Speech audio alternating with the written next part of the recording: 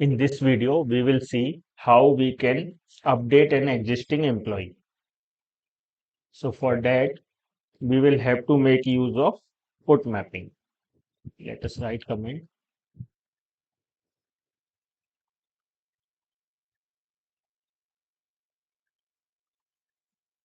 So now we will use put mapping.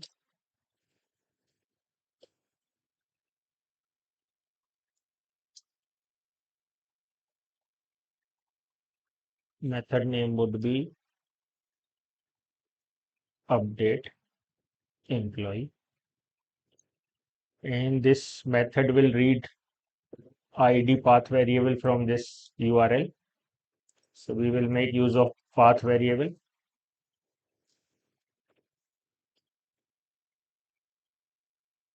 ID long emp ID, and we will have a request body to read complete employee object from request.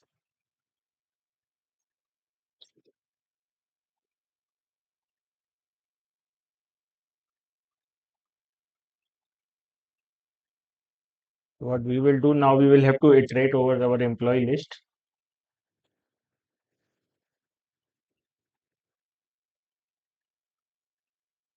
We'll check if employee dot get ID is matching with the ID sent by the user. Actually, this I should be capital.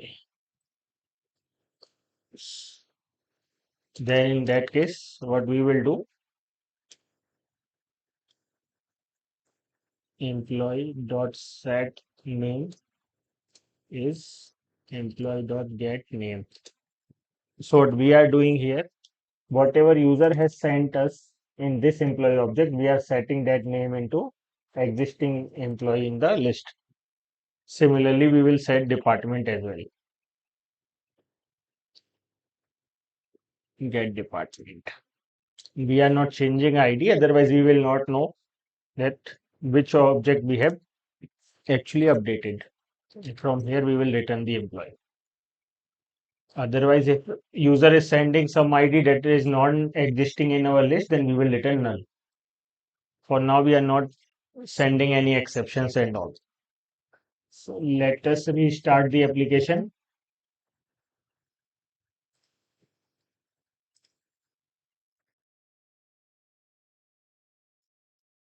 Now, let us first check what is the content of employee 3. So here you will see it is name is employee 3 and department is department 3. Now we will have put mapping.